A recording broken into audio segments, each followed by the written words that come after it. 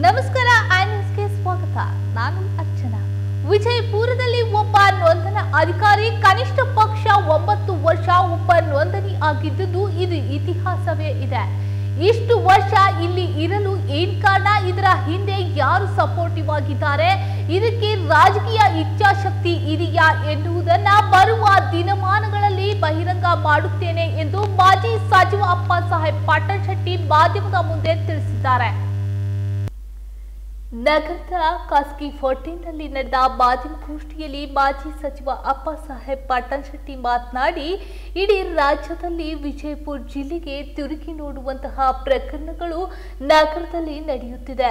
Police ಇಲಾಖೆ ಸರಿಯಾದ ರೀತಿಯಲ್ಲಿ ಕಾರ್ಯನಿರ್ವಹಿಸ್ತಾ ಇಲ್ಲ ಅನ್ನುವಂತಹ ಆರೋಪಗಳು ಸಾರ್ವಜನಿಕರಿಂದ ಕೇಳಿಬರುತ್ತಿದೆ. ಇವತ್ತು ಬೆಟ್ಟಿಂಗ್ನಂತಹ ದಂಧೆಗಳು ನಡೆಯುವಂತದ್ದು ಬಹಳ ಆರಾಮವಾಗಿ ನಗರದಲ್ಲಿ ಓಡಾಡುತ್ತಿದ್ದಾರೆ. ಬೆಟ್ಟಿಂಗ್ ದಂಧೆಯಲ್ಲಿ ಹಲವಾರು ಉನ್ನತ ಮಟ್ಟದ ಕುಟುಂಬದ ಮಕ್ಕಳು ಸಂಪೂರ್ಣ ಹಾಳಾಗಿ ಹೋಗ್ತಾ ಇದ್ದಾರೆ. ಬೆಟ್ಟಿಂಗ್ ದಂಧೆ ನಡೆಸುವಂತಹ ರಾಜಕೀಯ ಕೆಲವು ಪಕ್ಷದವರು ಧುರೀಣರಾಗಿದ್ದಾರೆ.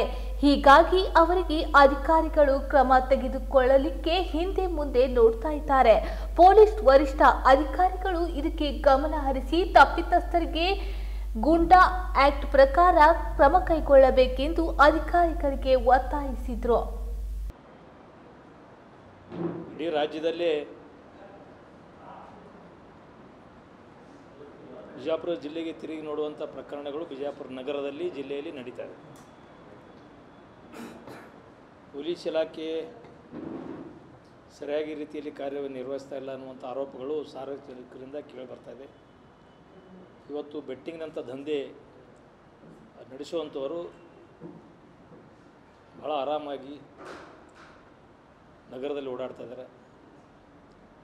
ಬೆಟ್ಟಿಂಗ್ ದಂಧೆಯಲ್ಲಿ ಹಲವಾರು ಉನ್ನತ ಮಟ್ಟದ ದೊಡ್ಡ ದೊಡ್ಡ ಫ್ಯಾಮಿಲಿಯ ಮನೆತನದ ಮಕ್ಕಳು ಇವತ್ತು ಸಂಪೂರ್ಣ ಹಾಳಾಗಿ ಹೋಗಿದ್ದಾರೆ. ಬೆಟ್ಟಿಂಗ್ ದಂಧೆ ನಡೆಸುವಂಥವರು ರಾಜಕೀಯ ಕೆಲವೊಂದು ಪಕ್ಷ ಧುರೀಣರಾಗಿದ್ದಾರೆ. ಹೀಗಾಗಿ ಅವರಿಗೆ ಅಧಿಕಾರಿಗಳು ಕ್ರಮ ತಗೊಳ್ಳೋಕ್ಕೆ ಹಿಂದೆ ಮುಂದೆ ನೋಡ್ತಾ ಇದ್ದಾರೆ. ಹಿಂದೆನೂ ಕೂಡ ನಾನು 8 ವರ್ಷ ಹಿಂದೆ ಒಂದು ಸಲ ಪತ್ರಿಕಾ ಮಾಧ್ಯಮನ ಉದ್ದೇಶಿ ಮಾತನಾಡಿದೆ ಬೆಟ್ಟಿಂಗ್ ದಂಧೆ ಬಗ್ಗೆ. ಏನು IPL ಇವೆಲ್ಲ ನಡೀತಾವೆ, ಬಂದ ಕೂಡಲೇ ಈ ದಂಧೆ ಚುರುಕಾಗ್ತದೆ, ಅದಕ್ಕೆ ಯಾವುದೂ ಐಡೆಂಟಿಫೈ ಇಡೋಂಗಿಲ್ಲ. ಅವ್ರು ಯಾರು ಇವರೇ ಅಂತ ಹೇಳ್ಕಿಂದ ಅವ್ರಿಗೂ ಪೊಲೀಸರು ಕೂಡ ಅದನ್ನು ಇದು ಮಾಡ್ತಾಯಿಲ್ಲ. ಆವಾಗ ನಾನು ಹೇಳಿದಾಗ ಸ್ವಲ್ಪ ಕಡಿವಾಣ ಹಾಕಿದರು. ಯಾಕೆ ಈ ಪ್ರಕರಣ ನನ್ನ ಗಮನಕ್ಕೆ ಬರ್ತಾವಂದ್ರೆ, ಇದು ಆದ ನಂತರ ಮನೆಗೆ ಗೊತ್ತಿರೋಂಗಿಲ್ಲ, ಸಾಲ ಮಾಡಿರ್ತಾರೆ, ಬಡ್ಡಿ ಹಿಂಗೆ ಯಾರ ಕಡೆನೋ ಫೈನಾನ್ಸು ಪ್ರೈವೇಟಾಗಿ ತೊಗೊಂಡಾಗ ವಾಪಸ್ ಕೊಡೋ ಮುಂದಾಗ ತಕರಾರು ಬಂದಾಗ ನಮ್ಮ ಹತ್ರ ಬರ್ತಿರ್ತಾರೆ. ಹಿಂಗೆ ನಮ್ಗೆ ಹುಡುಗ ಹಿಂಗೆ ಇಷ್ಟು ಲಕ್ಷ ಕೋಟಿ ಸಾಲ ಮಾಡಿದಾನ, ಅವ್ರ ಮನೆಗೆ ಬಂದು ಇಷ್ಟು ಕೊಡೋದು ಕೇಳ್ತಾರೆ, ನೀವು ಏನಾದರೂ ಮಾಡಿ ಸೆಟೇಟ್ ಮಾಡಿರಿ ಅಂತ ಹೇಳ್ತಿರ್ತಾರೆ ನನ್ನ ಕಡೆ. ಅವಾಗ ನನ್ನ ಗಮನಕ್ಕೆ ಯಾಕೆ ಬಂತು, ಒಳ್ಳೆ ಹುಡುಗ, ಯಾವುದೋ ಒಂದು ಸಣ್ಣ ಹೆಬಿಟು ಇಲ್ಲಲ್ಲ ಇವನಿಗೆ, ಯಾವುದೋ ಸಣ್ಣ ಚಟ ಇಲ್ಲಾರ್ದವ ಇಷ್ಟು ಹೆಂಗೆ ಕೋಟಿಗಟ್ಟಲೆ ದುಡ್ಡು ಹಾಳಾಯಿತು ಅಂದರೆ ಅವಾಗ ಗಮನಕ್ಕೆ ಬರಾಯ್ತಾ. ಇದು ಆನ್ಲೈನ್ ಒಳಗೆ ಅವರು ಆಟ ಆಡೋದು, ಬೆಟ್ಟಿಂಗನ್ನು ದಂಧೆ ನಡೆಸುವಂಥದ್ದು ಗೊತ್ತಾಗ್ತದೆ. ಇದು ವಿಜಯಪುರ ಜಿಲ್ಲೆಯಲ್ಲಿ ನಗರದಲ್ಲಿ ಅವ್ಯಾತವಾಗಿ ನಡೀತದೆ. ಇದು ಕಂಟ್ರೋಲ್ ಆಗ್ತಾಯಿಲ್ಲ. ಇದನ್ನು ನಮ್ಮ ಪೊಲೀಸ್ ವರಿಷ್ಠಾಧಿಕಾರಿಗಳು ಗಮನ ಹರಿಸ್ಬೇಕು, ಇದನ್ನು ಕಂಟ್ರೋಲ್ ತರಬೇಕು. ಅವ್ರು ಯಾರಾದ್ರೆ ಅವರು ಗುರುತಿಸಿ ದಂಧೆ ನಡೆಯುವಂಥವ್ರಿಗೆ ಗುಂಡಾ ಆ್ಯಕ್ಟು ಇಂಥದ್ರಲ್ಲಿ ಅವ್ರನ್ನ ಫಿಟ್ ಮಾಡಿ ಕ್ರಮ ತಗೋಬೇಕಂತ ನಾನು ಪೊಲೀಸ್ ಅಧಿಕಾರಿಗಳಿಗೆ ಒತ್ತಾಯ ಮಾಡ್ತೀನಿ. ವಿಜಯಪುರ ನಗರದಲ್ಲಿ ಕೂಡ ಭಾಳಷ್ಟು ಪ್ರಕರಣಗಳು, ಮರ್ಡರ್ಗಳು, ಶೂಟ್ ಮಾಡುವಂಥದ್ದು, ಹಗಲು ಹೊತ್ತಿನಲ್ಲೇ ಚಾಕು ಹಾಕಿ ಕೊಲೆ ಮಾಡುವಂಥದ್ದು, ಸಾರ್ವಜನಿಕ ಎದುರುಗಡೆನೇ ಯಾವುದೇ ಭಯ ಇಲ್ಲದೇನೆ. ಯಾಕಂದರೆ ಇವತ್ತು ಅವ್ರಿಗೆ ಯಾವುದೂ ಹೆದರಿಕಿಲ್ಲ, ಅಂಜಿಕಿಲ್ಲ. ಒಳಗೆ ಹೋದ್ರೆ 4 ದಿನದಿಂದ ಹೊರಗೆ ಬರ್ತೀನಿ ಅನ್ನೋಂಥ ಸೆಂಟೆನ್ಸ್ ಅವ್ರ ಬಾಯಿಂದ ಕೆಲವೊಬ್ಬರಲ್ಲಿ ಬರ್ತಾಯಿದೆ. ಇದು ಅಪರಾಧಗಳು ಹೆಚ್ಚಾಗಲಿಕ್ಕೆ ಕಾರಣ. ಇದು ಸಂಪೂರ್ಣವಾಗಿ ನಮ್ಮ ಜಿಲ್ಲೆಯಲ್ಲಿ ಕಾನೂನು ಸುವ್ಯವಸ್ಥೆ ಹಾಳಾಗಿ ಹೋಗಿದೆ. ಅದ್ರ ಜೊತೆ ಇತ್ತೀಚಲಾಗಿ ಇನ್ನೊಂದು ಪ್ರಕರಣ ಅಲ್ಲೆಲ್ಲಿ ಕೇಳ್ತಾ ಇದ್ದದ್ದು ಭೂ ಹಗರಣ ಬಗ್ಗೆ. ಭೂ ಹಗರಣ, ಭೂಗೌಡರು ಜಿಲ್ಲೆಯಲ್ಲಿ ಭಾಳಷ್ಟು ಪ್ರಕರಣಗಳಾಗ್ಯಾವ. ಕಳೆದ 6 ವರ್ಷಗಳ ಹಿಂದೆ ನಾನೇ ಒಂದು ಪ್ರೆಸ್ ಮೀಟ್ನಲ್ಲಿ ಒತ್ತಾಯ ಮಾಡಿದ್ದೆ ಸರ್ಕಾರಕ್ಕೆ. ಅವು ನಮ್ಮದೇ ಸರ್ಕಾರ ಇತ್ತು. ಅವಾಗ ನಮ್ಮದು ಕೇಂದ್ರ ರಾಜ್ಯದಲ್ಲಿ ಆರ್ ಅಶೋಕ್ ಅವರು ಕಂದಾಯ ಮಂತ್ರಿಗಳಾಗಿದ್ದರು. ಆ ಸಂದರ್ಭದಲ್ಲಿ ನಾನು ಅವ್ರಿಗೆ ಒಂದು ಪತ್ರ ಬರೋದು, ಇದನ್ನು SIT ಏನೋ ಇತ್ತಲ್ಲ, COD ಕ್ಯಾನ್ಸಲ್ ಮಾಡಿ SIT ಮಾಡಿದ್ರು. ಅದಕ್ಕೆ ವಹಿಸಿ ತನಿಖೆ ಮಾಡಿರಿ ಅಂತ ಒಂದು ಪತ್ರ ಬರೆದಿದ್ದೇವೆ ಕಂದಾಯ ಮಂತ್ರಿಗಳಿಗೆ ಮತ್ತು ನಮ್ಮ ಕಂದಾಯ ಏನು ಅಧಿಕಾರಿಗಳಿಗೆ ಕಮಿಷನರ್. ಆ ಸಂದರ್ಭ ಸ್ವಲ್ಪ ಚುರುಕಾಗಿ ಅದು ಏನೋ ಕಾನೂನು ಇದರಲ್ಲಿ ಚೆಕ್ ಮಾಡೋದ್ರಾಗ ಎಲ್ಲ ಸರಿ ಮಾಡಿಕೊಂಡ್ರು. ಮತ್ತು ಅದೇ ನಡೀತಾ ಇದೆ, ಪ್ರಕರಣ ಮೇಲೆ ಪ್ರಕರಣಗಳು. ಬಹುತೇಕ ಇವತ್ತು ಮಲ್ಕೊಂಡು ಎದ್ದು ನೋಡೋದ್ರಾಗೆ ನಮ್ಮ ಆಸ್ತಿ ಇರ್ತದಿಲ್ಲೋ ಅನ್ನೋಂಥ ಆತಂಕ ಸೃಷ್ಟಿ ಬಿಜಾಪುರ ಜಿಲ್ಲೆ ನಗರದಲ್ಲಿ ಆಗಿದೆ. ನನ್ನ ಕಡೆ 10 ಪ್ರಕರಣಗಳು ಬಂದಿದ್ದು, ನಾನು ಭಾಳಷ್ಟು ಪ್ರಕರಣಗಳ ಬಗ್ಗೆ ಪೊಲೀಸರ ಗಮನಕ್ಕೆ ಬಂದು ಕೆಲವೊಂದು ಪೊಲೀಸ್ ಗಮನಕ್ಕೆ ಬರದೇನೂ ಕೂಡ ನಾವು ಅದನ್ನು ಸೆಟ್ರೇಟ್ ಮಾಡಿ ಮುಗಿಸಿದ್ದು ಕೂಡ ನಾನು ಉದಾಹರಣೆ ನನ್ನ ಕಡೆ ಇದ್ದಾವೆ. ಒಬ್ಬ ಅಧಿಕಾರಿ 10 ವರ್ಷ ಉಪನೋಂದಣಾಧಿಕಾರಿಯಾಗಿ ಇದ್ದದ್ದು ಇದಕ್ಕೆ ಕಾರಣ ಅನ್ನುವಂಥ ಭಾಳಷ್ಟು ಜನರು ಮಾತಾಡ್ತಾಯಿದ್ದಾರೆ ನಗರದಲ್ಲಿ. ಕಳೆದ 2016ರಿಂದ ಇಲ್ಲಿವರೆಗೆ ಒಬ್ಬೇ ಅಧಿಕಾರಿ ಉಪನೋಂದಣಾಧಿಕಾರಿ ಬಿಜಾಪುರದಲ್ಲಿ ಕಾರ್ಯನಿರ್ವಹಿಸಿದ್ದು ಅವನ್ನ ರಾಜಕೀಯವಾಗಿ ಪ್ರೊಟೆಕ್ಷನ್ ಮಾಡ್ತಾಯಿದೆ ಅನ್ನುವಂಥದ್ದು ಆರೋಪಗಳು ಜನರಿಂದ ಕೇಳಿ ಬರ್ತಾಯಿದೆ. ಬರೀ ಕೇವಲ ನಾನೇನು ಎಲಿಗೇಷನ್ ಮಾಡಿದ್ದೆ, ಸರ್ಕಾರ ಪತ್ರ ಬರೆದು ಒತ್ತಾಯ ಮಾಡಿದೆ ಪತ್ರಿಕಾ ಮಾಧ್ಯಮದಲ್ಲಿ. ಅವಾಗ ಒಂದು 6 ತಿಂಗಳು ಅಷ್ಟೇ ಅವ್ನು ಬದಲಾವಣೆ ಮಾಡಿದರು. ಅವ್ನು 4-5 ತಿಂಗಳು ಮತ್ತು ಅವ್ನ ಮ್ಯಾಗ ಒಂದು ಎಲಿಗೇಷನ್ ಮಾಡೋಕೆ ಹಚ್ಚಿ ರಿಟರ್ನ್ ಮತ್ತು ಅವನ್ನ ಒಳ್ಳೆ ಅದೇ ಅಧಿಕಾರಿನ ತಂದು ಕೂಡಿಸಿದ್ರು. ಇದು ರಾಜಕೀಯ ಕೈವಾಡ, ರಾಜಕೀಯ ತೀರ್ಮಾನ ಅನ್ನುವಂಥದ್ದು ಈ ಸಂದರ್ಭದಲ್ಲಿ ನಾನು ಹೇಳಕ್ಕೆ ಬಯಸ್ತಾ ಇದ್ದೀನಿ. ಯಾಕಂದರೆ ಯಾವುದೇ ವರ್ಗಾವಣೆ ಕೂಡ ರಾಜಕೀಯ ತೀರ್ಮಾನಗಳಿವೆ. ನಮ್ಮ ಸರ್ಕಾರ ಇರಲಿ ಅಥವಾ ಬೇರೆ ಸರ್ಕಾರಗಳು, ಯಾವುದೇ ಪಕ್ಷದ ಸರ್ಕಾರ ಇದ್ದರೂ ಕೂಡ ವರ್ಗಾವಣೆ ಇದು ರಾಜಕೀಯವಾದಂಥ ಒಂದು ವ್ಯವಸ್ಥೆಯಲ್ಲೇ ಇದ್ರ ವರ್ಗಾವಣೆಗಳು ಯಾರು ಅಧಿಕಾರಿಗೆ ಬೇಕು ಅಲ್ಲಿ ರಾಜಕಾರಣಿಗಳು ಯಾರಿಗೆ ಹೇಳ್ತಾರೆ ಅವ್ರಿಗೆ ತರುವಂಥದ್ದು. ಅದರಲ್ಲಿ ವಿಶೇಷವಾಗಿ ಆಡಳಿತಾರೂಢ ಪಕ್ಷದವ್ರನ್ನೇ ಮಾತು ಕೇಳಿ ಇವತ್ತು ಅಧಿಕಾರ ವರ್ಗಾವಣೆ ನಡೆಯುವಂಥದ್ದು ಸಾಮಾನ್ಯವಾಗಿ ಭಾಳಷ್ಟು ವರ್ಷಗಳಿಂದ ನಡೆದು ಬಂದದ. ಇದು ನನಗೂ ಕೂಡ ಗೊತ್ತಿತ್ತು. ನಾನು ಶಾಸಕನಿದ್ದಾಗ ಒಂದು ಪ್ರಕರಣ ಕೂಡ ಎಂಥ ಕಂಡು ಬಂದಿಲ್ಲ. ಅದಕ್ಕಿಂತ ಮುಂಚೆನೂ ಕೂಡ ನನಗೆ ರಾಜಕೀಯ ಅನುಭವ 94ರಿಂದ ಹೆಚ್ಚು ಅನುಭವ.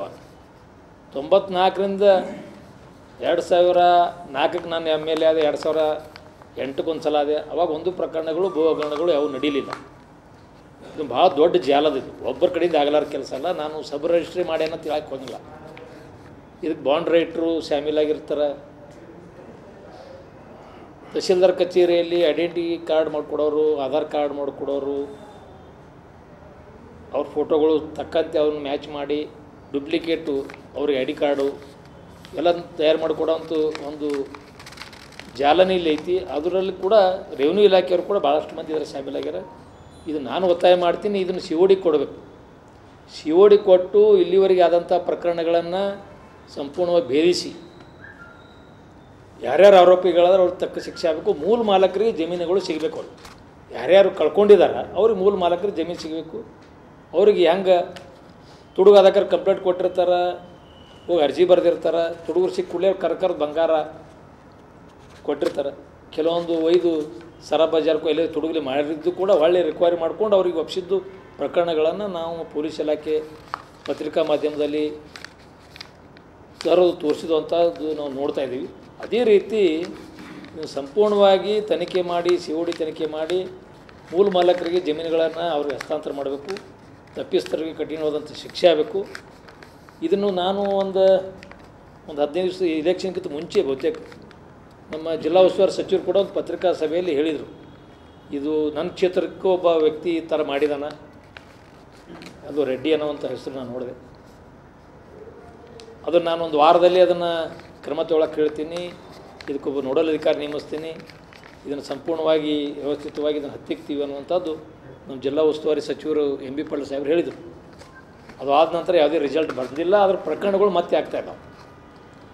ಎಷ್ಟು ಜನರಿಗೆ ತೊಂದರೆ ಆಗಿದೆ ಅಂದರೆ ಪಾಪ ಇಡೀ ಜೀವಮಾನದಲ್ಲಿ ಒಂದು ಪ್ಲಾಟ್ ತೊಗೋಬೇಕಂದ್ರೆ ರಗಡಾಗಿತ್ತು. ಸಾಮಾನ್ಯ ಮಧ್ಯಮ ವರ್ಗದ ನೌಕರಸ್ಥ SDCನೋ FDCನೋ ಗುಮಾಸ್ತು ಒಂದು ಪ್ಲಾಟ್ ತೊಗೋಬೇಕಂದ್ರೆ 20-30 ಲಕ್ಷ ರೂಪಾಯಿ ಗೊಳೆ ಮಾಡಿ ತನ್ನ ಸೇವಿಂಗನ್ನು ಮಾಡಿ ತೊಗೊಂಡಿರ್ತಾನೆ. ಮುಂದೆ ಅವನು ಪ್ಲಾಟಿಯಲ್ಲಿ ಇರೋಂಗಿಲ್ಲ, ಉತ್ತಾರಿ ಚೇಂಜ್ ಆಗಿ ಮತ್ತೊಬ್ಬರು ಮಾಲಕರು ಬಂದು ಕೂತ್ಬಿಟ್ಟಿರ್ತಾರೆ. ಏನು ಮಾಡೋಕೆ ಅವ್ನು ಇಡೀ ಜೀವನದ ಒಂದು ಸಂಪಾದನೆ ಪೂರ್ತಿ ಮತ್ತೊವ್ರು ಪಾಲಾಗದಕ್ಕೆ ಕೋರ್ಟಿಗೆ ಹೋದ್ರೆ ಜಲ್ದಿ ಇತ್ಯರ್ಥ ಆಗಂಗಿಲ್ಲ. ಪೊಲೀಸ್ ಕೇಸ್ ಕೊಟ್ರೆ ಜಲ್ದಿ ಬಗೆಹರಂಗಿಲ್ಲ. ಅದು ಹೋಗಿ ಆರೋಪಿನ ಅರೆಸ್ಟ್ ಮಾಡಿದ್ರು ಕೂಡ ಅದು ಕೇಸ್ ನಡ್ಕೋತ ಹೋಗ್ಬಿಡ್ತೀವಿ. ಮುಂದೆ ಅವ್ರು ಕೋರ್ಟಿಗೆ ಹೋಗಿ ಸ್ಟೇ ತರೋದು, ಇದು ಮಾಡೋದು, ಇದು ಸಾಮಾನ್ಯವಾಗಿ ನಡೀತಾ ಇರೋದು. ಭಾಳಷ್ಟು ಮಂದಿ ಮೋಸ ಹೋಗ್ಯಾರ, ಭಾಳಷ್ಟು ಮಂದಿ ತೊಂದರೆಗೆ ಆಗಿ ನನ್ನ ಗಮನಕ್ಕಂತೂ ಸಾಕಷ್ಟು ಬಾರಿ ಬಂದದ.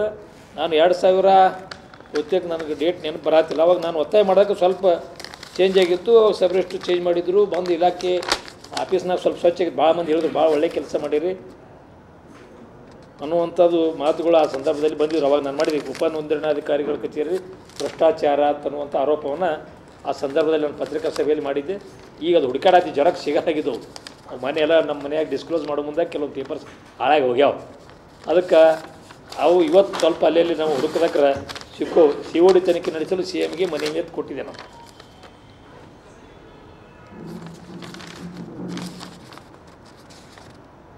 ಇವತ್ತು ಇನ್ನೊಮ್ಮೆ ನಾನು ಒತ್ತಾಯ ಮಾಡ್ತೀನಿ ಸರ್ಕಾರಕ್ಕೆ, ಮುಖ್ಯಮಂತ್ರಿಗಳ ಪತ್ರಗಳನ್ನು ಬರೋದು. ಮಾನ್ಯ ಕಂದಾಯ ಸಚಿವರು ಕೂಡ ಯುವಕರಿದ್ದಾರೆ, ಅನುಭವಿಗಳಿದ್ದಾರೆ. ಅವರು ಭಾಳಷ್ಟು ಟ್ಯಾಲೆಂಟ್ ಇದೆ ಅವರಲ್ಲಿ, ಒಳ್ಳೆಯ ಉತ್ತಮವಾದಂಥ ಒಂದು ಅನುಭವದಿಂದ ಅವರು ಈ ಕಂದಾಯ ಇಲಾಖೆನ ಕಂಟ್ರೋಲ್ ಮಾಡುವಂಥ ಒಂದು ಪ್ರಯತ್ನವನ್ನು ಮಾಡ್ತಾಯಿದ್ದಾರೆ. ರಿಜಿಸ್ಟ್ರೇಷನ್ನು ಅವು ಇವೆಲ್ಲ ಕೆಲವೊಂದು ಇದು ಮಾಡಿದ್ದಾರೆ. ಅವರಿಗೆ ನಾನು ಒತ್ತಾಯ ಮಾಡ್ತೀನಿ, ಪತ್ರ ಬರ್ತೀನಿ. ಕೃಷ್ಣ ಬೈರೇಗೌಡರು ಭಾಳ ಆತ್ಮೀಯರಿದ್ದಾರೆ. ನಾನು ಶಾಸಕನಿದ್ದಾಗ, ಮಂತ್ರಿ ಇದ್ದಾಗ ಅವರು ಶಾಸಕರಾಗಿದ್ದರು. ಮುಖ್ಯಮಂತ್ರಿಗಳು ಕೂಡ ಒತ್ತಾಯ ಮಾಡ್ತೀನಿ, ಪತ್ರವನ್ನು ಬರಿತೀನಿ. ಇವತ್ತು ನಾನು ಅದೇ ಎಲ್ಲ ಪತ್ರಿಕಾ ಮಾಧ್ಯಮದ ಜೊತೆ ಹಂಚ್ಕೊಂಡೇ ಅದು ಮುಂದೆ ಹೋಗಬೇಕು ಅನ್ನುವಂಥದ್ದು. ಪತ್ರ ಬರೆದು ಇದು ಒಂದು ತಿಂಗಳಲ್ಲಿ COD ತನಿಖೆ ಹೋಗದೇ ಇದ್ದರೆ ಹೋರಾಟ, ಯಾರು ಸಂತ್ರಸ್ತರಿದ್ದಾರೆ, ಸಂತ್ರಸ್ತಂದ್ರೆ ಇದರಿಂದ ತೊಂದರೆಗೆ ಆಗ್ಯದ, ಅವರೆಲ್ಲರನ್ನು ಸೇರಿಸ್ಕೊಂಡು ನಾನು ಹೋರಾಟ ಮಾಡಬೇಕನ್ನುವಂಥ ನಿರ್ಧಾರವನ್ನು ಇವತ್ತು ಮಾಡಿದ್ದೀನಿ. ಬರುವಂಥ ದಿನಮಾನಗಳಲ್ಲಿ ಇದಕ್ಕೆ ಚುರುಕು ಕೊಡಬೇಕು ಅಂತೇಳಿ ನಾನು ಮಾನ್ಯ ಸಿದ್ದರಾಮಯ್ಯ, ಮುಖ್ಯಮಂತ್ರಿ ಸಿದ್ದರಾಮಯ್ಯ ಸಾಹೇಬರಿಗೆ, ಕೃಷ್ಣ ಬೈರೇಗೌಡ ಕಂದಾಯ ಮಂತ್ರಿಗಳಿಗೆ, ನಮ್ಮ ಜಿಲ್ಲಾ ಉಸ್ತುವಾರಿ ಸಚಿವರಾದಂಥ MB ಪಾಟೀಲ್ ಸಾಹೇಬರು ಅವ್ರು ಹೇಳಿದಾಗ ಭಾಳಷ್ಟು ನನಗೆ ಖುಷಿಯಾಗಿತ್ತು. ಮಂತ್ರಿನೇ ಎದ್ದು ಕೂತಾರಲ್ಲಪ್ಪ ಈ ವಿಷಯ ಬಗ್ಗೆ, ಅವರೇ ಭಾಳಷ್ಟು ಇದನ್ನು ಇಂಟ್ರೆಸ್ಟ್ ತೊಗೊಂಡಾರ, ಆಸಕ್ತಿ ವಹಿಸ್ಯಾರ, ಇನ್ನು ಇದನ್ನೆಲ್ಲ ಒಂದು ಲೆಕ್ಕಕ್ಕೆ ಬಂದುಬಿಡ್ತದ ಅಂತ ನಾನು ಮಾಡಿದ್ದೆ. ಅದಾದ ನೋಡ್ಕೊಂಡು ಮತ್ತೆ ಸಪ್ಪಗಾಗಿಬಿಟ್ಟದ. ಮತ್ತು 3 ಪ್ರಕರಣ ಆಗ್ಯಾವ, 3-4 ಪ್ರಕರಣ ಆಗ್ಯಾವ. ಇದ್ರಾಗ ಉದ್ಯಮಿದಾರರು ಅದಾರ, ಶಾಮೀಲ್ ಅದಾರ, ಭಾಳಷ್ಟು ಮಂದಿ ನನ್ನ ಹೆಸರು ಹೇಳಕ್ಕೆ ಹೋಗಿಲ್ಲ. ಯಾಕಂದ್ರೆ ಆರೋಪ ಸಾಬೀತಾಗುತ್ತಾನೆ, ಆರೋಪಿ ಅಂತ ನಾನು ಹೇಳಕ್ಕೆ ಬರೋಂಗಿಲ್ಲ. ಇವ್ರಿಗೆಲ್ಲ ಸಮಾಜದವ್ರು ಅದಾರ, ಎಲ್ಲ ಸಮಾಜದ ಜನರು ಅದಾರ, ಗುಂಡಾಗಳು ಅದಾರ, ಮತ್ತು ಮೋಸ ಹೋದವ್ರಂತರೂ ಸಾಮಾನ್ಯ ಜನ. ಮೋಸ ಹೋದವರು ಎಲ್ಲ ಕಮ್ಯುನಿಟಿ ಇದ್ದವ್ರು. ಇಲ್ಲೇ ನನ್ನ ಹತ್ರ ಭಾಗವನವ್ರದ್ದೊಂದು ಕೇಸ್ ಬಂದಿತ್ತು, ಸಿರ್ಲೋಕರ್ ಅವ್ರ ಕೇಸ್ ಬಂದಿತ್ತು, ಭಾಳ ಪ್ರಕರಣಗಳು ಬಂದಿತ್ತು. ಅಲ್ಲೇ ಹೊರಗೆ ಮಾಡದೆ ಮುಗಿಸಿದ್ವಿ. ಯಾವ ಮಾಡಿದ ಅವ್ನು ಜೈಲಿಗೆ ಹೋದ, ಒಳಗೆ ಬಂದನ ಆರಾಮಾಗಿ ಅಡ್ಡಾಡತ್ತಾನ. ಅನುಭವ ಆಗ್ಬಿಟ್ಟು ಕಾಣಿಸ್ತಾನೆ, ಬಹುತೇಕ ಅನುಭವ ಆದ್ಕೊಳ್ಳಿ ಮತ್ತೆ ಅದನ್ನೇ ಮಾಡಾತಾರೆ ಅಂತ ಅನ್ಸಾತದೆ. ಒಂದು ಅರ್ಥ ಆಗ್ತಾಯಿಲ್ಲ, ಈ ಆಸ್ತಿದಾರ ಮಾಲಕ ಈ ಊರಾಗಿಲ್ಲ ಅನ್ನುವಂಥದ್ದು ಅವ್ರು ಕಂಡು ಹಿಡಿತಾರೆ. ಫಸ್ಟ್ ನೀವು ಮುಂಬೈಕೋ ಬೆಂಗಳೂರಿಗೋ ಬೇರೆ ಬೇರೆ ಪುಣಾಕ್ಕೂ ಇರ್ತಾರನ್ನು ಗೊತ್ತು ಮಾಡಿಕೊಂಡು, ಅವ್ರು ಬಿಜಾಪುರ ಸಂಪರ್ಕ ಇಲ್ಲ ಅನ್ನೋದು ಗೊತ್ತು ಮಾಡಿಕೊಂಡು, ಆ ಏಜಿಂದೇ ಒಂದು ಇನ್ನೊಬ್ಬನ ಕ್ಯಾಂಡಿಡೇಟು ತಯಾರು ಮಾಡಿ ಆ ಹೆಸರಿಗೆ ಅವ್ನು ಫೋಟೋ ಕುಂಡ್ರಿಸಿ ಉತಾರಿ ಐಡೆಂಟಿ ಕಾರ್ಡು ಮತ್ತು ಆಧಾರ್ ಕಾರ್ಡ ಮತ್ತು ನಮ್ಮದು ಉತಾರಿ ಆದ್ರೆ ಮುಗಿದೋಗ್ಬಿಡ್ತು. ಉತಾರಿ ಮಾಡ್ಕೊಂಡು ಒಯ್ದರೆ ಸಬ್ ರಿಜಿಸ್ಟ್ರ್ ಆಫೀಸ್ನ ಬತ್ತು ಹೊಚ್ಕೊಂಡ್ಬಿಡ್ತಾರೆ ಅವ್ರು. ಅವ್ರದ್ದೇನು ಹುಡುಕಾಡಕ್ಕೆ ಹೋಗಂಗಿಲ್ಲ. ಇದನ್ನು ಯಾರು ವ್ಯವಸ್ಥಿತವಾಗಿ ಬಿಜಾಪುರದಲ್ಲಿ ದೊಡ್ಡ ಗ್ಯಾಂಗ್ ಐತದು. ಬಿಜಾಪುರ ಭಾಳ ದೊಡ್ಡ ಗ್ಯಾಂಗ್ ಅದ. ಅವರು ಇವರು ಎಲ್ಲ ಸೇರಿಕೊಂಡು ಇವತ್ತು ಸಬ್ ರಿಜಿಸ್ಟ್ರ್ ಆಫೀಸ್ ಹಿಡ್ಕೊಂಡು ತಹಸೀಲ್ದಾರ್ ಆಫೀಸು ಇವೆಲ್ಲ ಗಿರ್ಕಿ ಹೊಡಿತದೆ. ಎಲ್ಲರೂ ಒಂದು ರೌಂಡ್ ಅದ, ಎಲ್ಲರೂ ಓಡಾಡ್ಲಿಕ್ಕೆ ಮಾಡ್ಲಿಕ್ಕೆ ಒಂದು ದೊಡ್ಡ ಟೀಮ್ ಅದ. ಹೆಣ್ಣಿದ್ರೆ ಹೆಣ್ಣು ಫೋಟೋ ತಯಾರು ಮಾಡ್ತಾರೆ, ಹೆಣ್ಮಕ್ಳು, ಗಂಡು ಮಕ್ಕಳಾದ ಗಂಡು ಮಕ್ಕಳು ಫೋಟೋ ಮಾಡ್ತಾರೆ. ಯುವಕರು ವಯೋವೃದ್ಧರು ಎಲ್ಲರೂ ಅವರು ವಯಸ್ಸಿನ ತಕ್ಕ ಆ ಥರ ಕ್ಯಾಂಡಿಡೇಟ್ ರೆಡಿ ಮಾಡ್ಕೊಂಡು ಇದು ದೊಡ್ಡ ವಂಚನೆ ಬಿಜಾಪುರ ನಗರದಲ್ಲಿ ನಡೆದಿದೆ. ಇದು COD ತನಿಖೆ ಹೋಗ್ಬೇಕಂತ ಹಿಂದಕ್ಕೆ ನಾನು ಏನಾಗಿ ತೋರಿಸಿದಿಲ್ಲ. ನೂರಾರು ಆಸ್ತಿ ಅಕ್ರಮ ಪರಭಾರಿ ಅಂತ ಕೊಟ್ಟಿದ್ದೆ, ನಾವೇ ಪತ್ರಿಕೆಯಲ್ಲಿ ಪ್ರಿಂಟ್ ಮಾಡಿದ್ವಿ. ಇವತ್ತು ಇನ್ನೊಮ್ಮೆ ನಾನು COD ತನಿಖೆ ಆಗಬೇಕು ಸಮಗ್ರವಾಗಿ. ಇಲ್ಲದೇ ಇದ್ದರೆ ನಾವು ಹೋರಾಟ ಮತ್ತು ಕಾನೂನು ರೀತಿಯೂ ಹೋರಾಟ ಮಾಡಬೇಕಾಗ್ತದೆ.